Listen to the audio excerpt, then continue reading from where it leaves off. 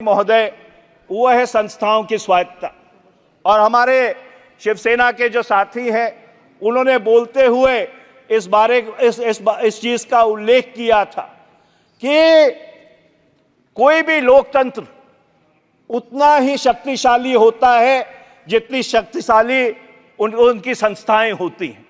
और पिछले 10 साल में जिन संस्थाओं के ऊपर ये लोकतंत्र खड़ा है उसको कमजोर करने की पूरी कोशिश की गई है। उसका सबसे बड़ा जीता जागता उदाहरण ये है कि चुनाव आयोग, जो इस भारत के लोकतंत्र का एक निष्पक्ष आर्बिटर होना चाहिए, उसकी जब आप इलेक्शन कमिश्नर्स की सिलेक्शन करते हैं उसमें आपने न्यायपालिका से एक भी व्यक्ति को नहीं रखा।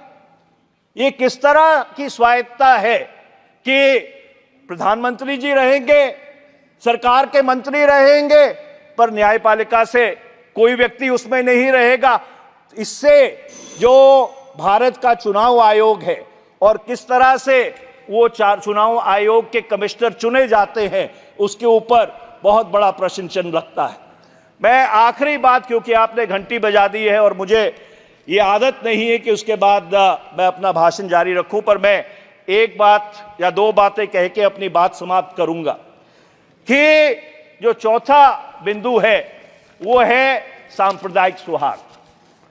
और पिछले 10 वर्ष की जो ध्रुवीकरण की एनडीए भाजपा सरकार की नीति रही है, जिसको अंग्रेजी में कहते हैं keep the temperature on a slow boil, उसका जीता जागता प्रमाण वो है जो पिछले 1 वर्ष में मणिपुर में हुआ। और इसलिए मैं सरकार को आगाह करना चाहता हूं कि इस चुनाव ने एक संदेश भेजा है।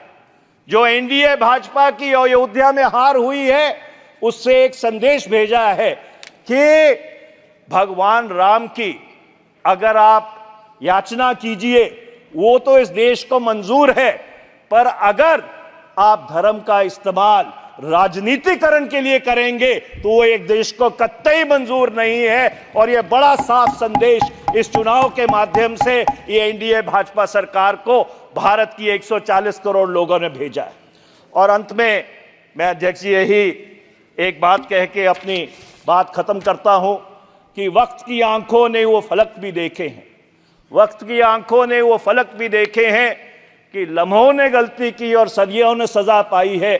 और दुर्भाग्यपूर्ण बात यह है कि एनडीए भाजपा की सरकार के पिछले 10 वर्ष में गलतियां ही गलतियां हुई हैं। बहुत बहुत